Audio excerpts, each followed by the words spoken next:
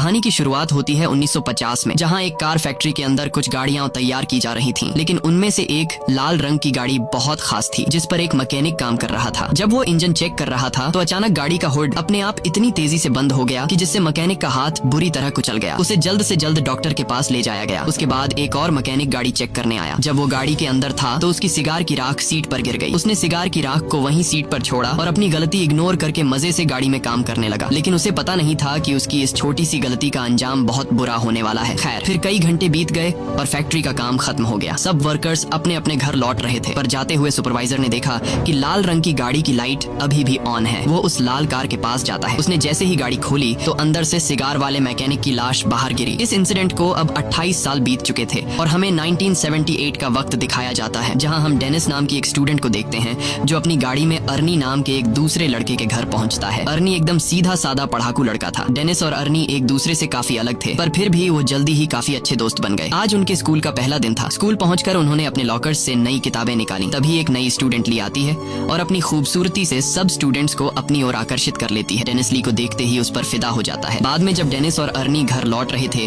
तो अर्नी को अचानक एक घर के बाहर एक लाल रंग की गाड़ी दिखाई दी। अर्नी ने जब गाड़ी को देखा तो उसने डेनिस को तुरंत रुकने को कहा। उन्होंने जब पास जाकर देखा तो वो एक पुरानी जंग लगी हुई खटारा कार थी, लेकिन अर्नी को ये कार बहुत पसंद आई। वो वही फैक्ट्री वाली कार थी जिसे हमने कहानी की शुरुआत में देखा था और अब उसकी हालत बिल्कुल खटारा हो चुकी थी, लेकिन अर्नी को इससे कोई फर्क नहीं पड़ा और वो उसी पल गाड़ी का दीवाना हो गया। तभी गाड़ी का मालिक जॉर्ज वहां आया और उसने कहा कि इस गाड़ी का नाम क्रिस्टीन है और ये उसके भाई की कार है जिसकी कुछ हफ्तों पहले ही मौत हो गई। दरअसल जॉर्ज जल्द से जल्द इस गाड़ी से छुटकारा पाना चाहता था, इसलिए वो इसे सिर्फ $250 में बेचने को तैयार हो गया। डेनिस ने अर्नी से कहा कि इतनी खटारा गाड़ी पर पैसे क्यों लगा रहा है, कोई दूसरी अच्छी सी गाड़ी खरीद लो, इसे दोबारा रिपेयर करने में तुम्हारे बहुत पैसे बर्बाद हो जाएंगे। मगर अर्नी ने बिना सोचे समझे उसी वक्त गाड़ी खरीद ली। फिर शाम को जब वो घर लौटा तो उसके माँ बाप ने उसे गाड़ी खरीदने के बारे में पूछा, जिस पर अर्नी की माँ बहुत गुस्सा हो गई। उसने अर्नी को डांटा और कहा कि जल्दी से इस कार को उसके मालिक के पास वापस कराओ, लेकिन अर्नी ने उनकी एक नहीं सुनी क्योंकि उसने गाड़ी अपने जमा किए हुए पैसों से खरीदी थी। लेकिन अर्नी की माँ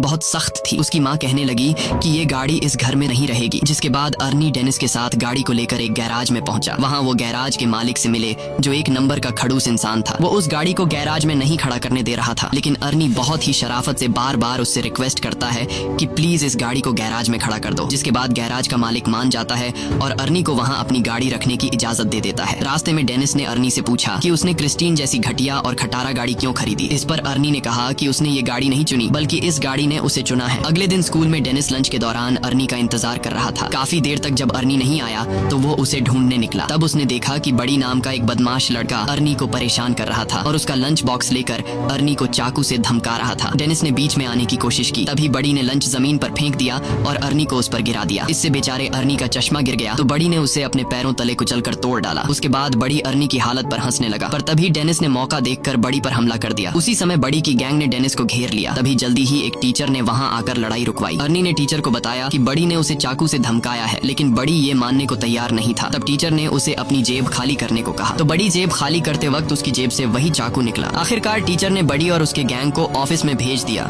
जिसके बाद बड़ी को स्कूल से निकाल दिया गया। इसी तरह कई हफ्ते बीत गए और आर्नी दिन रात मेहनत करके गाड़ी ठीक करने में जुटा हुआ था। उसी वक्त गैराज का मालिक आता है और वो आर्नी की रिपेयरिंग के काम को देखते हुए उसे अपने साथ काम पर रख लेता है। वो आर्नी से कहता है कि काम के बदले में तुम अपनी गाड़ी के लिए कुछ पुर्जा इकट्ठा कर सकते हो। आर्नी ने इसके लिए हाँ कर दी और फिर दिल लगाकर गाड़ी ठीक करने में जुट गया। मगर उसे इस बात का एहसास ही नहीं हुआ कि गाड़ी को ठीक करते करते उसे क्रिस्टीन से हद से ज्यादा लगाव हो गया है। अगले दिन स्कूल में कुछ दोस्त नई लड़की ली के बारे में बात करते हैं और डेनिस को चैलेंज करते हैं कि वो लाइब्रेरी में जाकर ली से बात करके दिखाए। वो अपने दोस्तों के चैलेंज को एक्सेप्ट करते हुए ली के पास पहुंच जाता है, लेकिन बातचीत करने से पहले ही ली डेनिस से कहती है कि उसके पास पहले से ही एक बॉयफ्रेंड है। डेनिस को ये बात बहुत बुरी लगती है और दोस्तों के सामने शर्मिंदा होकर टेबल छोड़ देता है। फिर शाम को डेनिस आर्नी से मिलने गया क्योंकि वो काफी दिन से मिले नहीं थे, लेकिन उसने देखा कि आर्नी पहले से बहुत ज्यादा बदल चुका था। वो बिना चश्मे के स्टाइलिश कपड़े पहनकर एकदम हीरो टाइप लग रहा था। वो ज्यादा देर डेनिस से बात करने के लिए भी नहीं रुका और गैराज में काम करने चला गया। उसकी माँ ने उसे रोकने की कोशिश की,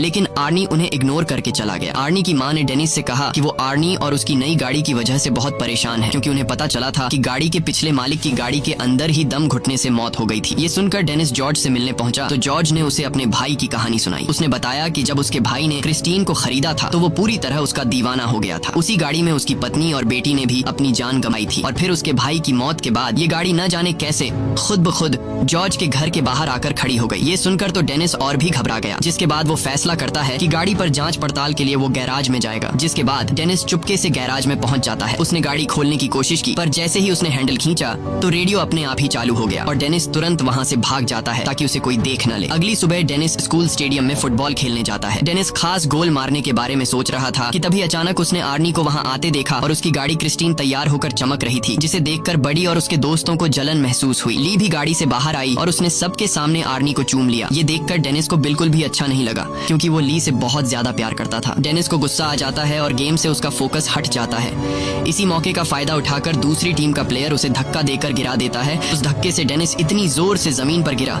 कि वो तुरंत ही बेहोश हो गया और उसे बहुत गहरी चोट भी आई। इस इंसिडेंट के कई दिन बाद डेनिस की आंख खुली तो उसने देखा कि वो एक हॉस्पिटल में है। उसकी टांग और गले में प्लास्टर लगा हुआ था। आर्नी भी उसे मिलने आया था। तब डेनिस को रियलाइज हुआ कि उसका दोस्त कुछ ज्यादा ही तेजी से बदल रहा है। 1 महीने पहले वो एक डरपोक और शर्मीला सा लड़का हुआ करता था, जो किसी से खुलकर बात भी नहीं कर सकता था। खैर, आर्नी जल्दी ही उसे अलविदा कहकर निकल गया। फिर शाम को वो ली के साथ मूवी थिएटर गया और बाद में वो दोनों गाड़ी में ही एक दूसरे को चूमने लगे। पर जब बात उससे आगे बढ़ी तो ली अचानक उतरकर गाड़ी से बाहर आ गई। आर्नी उसके पीछे गया तो ली कहने लगी कि मुझसे ज्यादा तो तुम इस गाड़ी से प्यार करते हो। आर्नी को उसकी बातें बहुत अजीब लग रही थी, लेकिन फिर अचानक बारिश शुरू हो जाती है, जिसकी वजह से वो जैसे तैसे ली को मनाकर वापस गाड़ी में बैठाता है। लेकिन तभी विंडशील्ड खराब हो जाती है, जिसको ठीक करने के लिए आर्नी बाहर निकलता है। ली अंदर अकेली गाड़ी में बैठकर कुछ खाने लगती है कि अचानक गाड़ी का रेडियो अपने आप चालू हो गया। उसी समय डैशबोर्ड से बहुत तेज रोशनी आई और ली को लगा कि उसका गला घुट रहा है, उसे सांस नहीं आ रही थी। तो आर्नी तुरंत उसकी मदद के लिए दौड़ा, मगर गाड़ी अंदर से लॉक हो चुकी थी। उधर ली दम घुटने से मरने ही वाली थी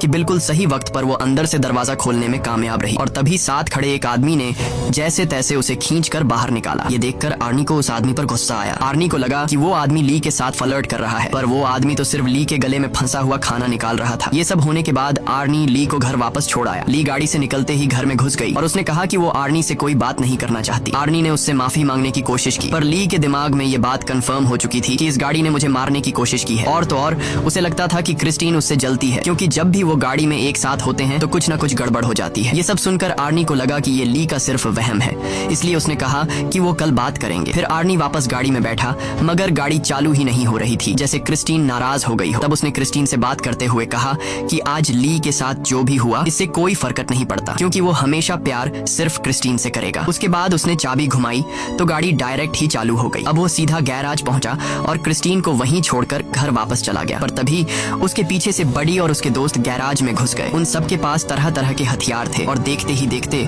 उन्होंने पूरी गाड़ी तबाह कर दी। फिर अगले दिन आर्नी ने ली को जैसे तैसे मना लिया और फिर वो दोनों गैराज में आए ताकि आर्नी गाड़ी से अपना वॉलेट निकाल सके। मगर जैसे ही आर्नी की नजर क्रिस्टीन पर गई तो उसने क्रिस्टीन को तहस नहस देखा। ये देखकर आर्नी को बहुत बुरा लगा। आर्नी को लगा कि ये सब कुछ ली ने किया है। ली हैरान होकर पूछी कि ये किसने किया, मगर आर्नी ने बिना बात किए उस पर चिल्ला पड़ा और उसने ली को दूर चले जाने को कहा। बाद में आर्नी ने अपने माँ बाप को इस बारे में बताया तो उन्होंने आर्नी को शांत करते हुए कहा कि वो उसे नई गाड़ी दिलवा देंगे। ये बात सुनकर आर्नी को और ज्यादा गुस्सा आ गया, क्योंकि वह जानता था कि ली की तरह उसके माँ बाप को भी क्रिस्टीन से नफरत है और उसने क्रिस्टीन की इस हालत का जिम्मेदार भी अपने माँ बाप को ही ठहराया, क्योंकि अगर वो उसे गाड़ी घर पर रखने की इजाजत दे देते तो आज वो सही सलामत होती। फिर वो उन्हें और भी बुरा भला कहकर अपने कमरे में जाने लगा। उसके पापा ने उसे पीछे से पकड़कर अपनी माँ से माफी मांगने को कहा, मगर आर्नी और भी बुरा भला बोलता ही जा रहा था तो उसके पापा ने उस पर हाथ उठा दिया। आर्नी जवाबी कार्रवाई में अपने बाप को गले से पकड़ता है और करीब अपने बाप को मारने ही वाला होता है कि तभी वो उसे छोड़ देता है। उसके बाद वो चुपचाप घर से बाहर आ गया। वो सीधा क्रिस्टीन के पास पहुंचा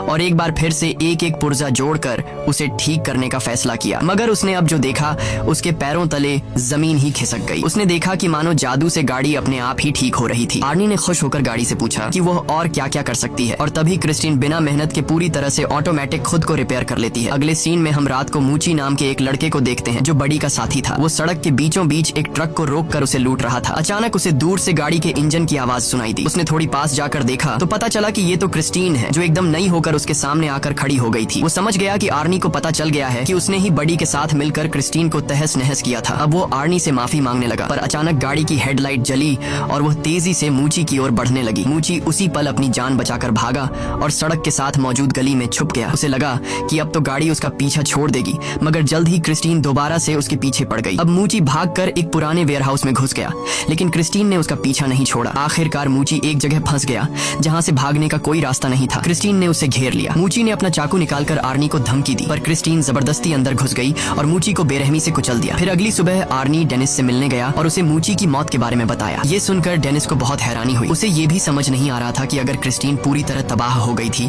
तो वो अपने आप ठीक कैसे हो गई। मगर आर्नी ने कोई जवाब नहीं दिया और चुपचाप चला गया। बाहर जाते वक्त आर्नी से डिटेक्टिव जंकिंस मिलने आया और भरोसा दिलाया कि वो क्रिस्टीन पर हमला करने वाले गुंडों को ढूंढ रहा है और साथ ही मूची के कत्ल का केस भी वो ही हैंडल कर रहा है। आर्नी ने कहा कि वो मूची की मौत के बारे में कुछ नहीं जानता, लेकिन वो इस खबर से बहुत खुश है। ये सुनकर डिटेक्टिव को आर्नी पर शक हो गया। उसने आर्नी को बताया कि उसकी गर्लफ्रेंड ने ये गवाही दी है कि गाड़ी बिल्कुल टूटने फूटने के बावजूद भी अपने आप ठीक हो गई। ये सुनने के बाद आर्नी ने कहा कि ये सब झूठ है और वहाँ से चला गया। बाद में उसने ली को फोन करके मिलने बुलाया तो ली ने आने से इनकार कर दिया, जिससे वो और ज्यादा गुस्से में आ गया। वहीं दूसरी तरफ बडी और उसके दोस्त स्टोर से शराब खरीदते हैं और गाड़ी में बैठकर रवाना हो जाते हैं। रास्ते में एक दूसरी गाड़ी उनका पीछा करने लगती है तो बडी ने गाड़ी रोक कर देखा कि आखिर गाड़ी में कौन है, मगर हेडलाइट्स की वजह से उसे कुछ दिखाई नहीं दिया। फिर उसने अपनी गाड़ी रिवर्स की तो दूसरी गाड़ी भी वैसे ही रिवर्स होने लगी और तब बडी को पता चल जाता है कि वो गाड़ी कोई और नहीं बल्कि क्रिस्टीन है। अब बडी ने गुस्से में आकर गाड़ी भगाई और सीधा एक गैस स्टेशन पर जाकर रुकी जहां उसका दोस्त रिची काम करता था। बडी गाड़ी से उतरकर एक लोहे की रॉड उठा लेता है और अपना पीछा करने वाले आदमी को सबक सिखाने के लिए तैयार हो गया। लेकिन तभी क्रिस्टीन बहुत तेज रफ्तार में आई और सीधा बडी की गाड़ी से जा टकराई, जिससे उसकी गाड़ी को बहुत नुकसान हुआ। बडी को लगा कि आर्नी गाड़ी के अंदर ही है तो उसने आर्नी को बाहर निकलने को कहा, मगर क्रिस्टीन एक बार फिर तेजी से बडी की गाड़ी से टकराई और सीधा उसे वर्कशॉप में घुसा दिया। डॉन गाड़ी में बैठा था तो क्रिस्टीन ने उसे भी बडी की गाड़ी के साथ ही कुचल दिया। उसी समय बडी की गाड़ी से पेट्रोल लीक होने लगा और अचानक उसमें आग लग गई। कुछ ही पलों में पूरे गैराज में बहुत बड़ा धमाका हो गया और रिची भी उसी आग में जलकर मर गया। ये देखते ही बडी अपनी जान बचाकर भागने लगा, लेकिन क्रिस्टीन इतनी आसानी से बडी को जाने कहां देने वाली थी। क्रिस्टीन भी उसका पीछा करने लगी। आखिरकार उसने बडी को भी कुचल दिया और वो वहीं जलकर राख हो गया। कुछ घंटे बाद गैराज के मालिक को किसी गाड़ी के आने की आवाज सुनाई दी। उसने देखा कि क्रिस्टीन धुएं से लिपटी हुई थी। उसे काफी हैरानी हुई क्योंकि आर्नी तो कोई दूसरी गाड़ी ठीक करने गया हुआ था। अब वो अपनी बंदूक लेकर देखने गया कि क्रिस्टीन के अंदर आखिर बैठा कौन है। उसने दरवाजा खोलने की कोशिश की पर वो बहुत ज्यादा गर्म थी और इसीलिए उसने कपड़े की मदद से दरवाजा खोला। जब उसने अंदर देखा तो पता चला कि गाड़ी के अंदर तो कोई भी नहीं है। वो परेशान हो गया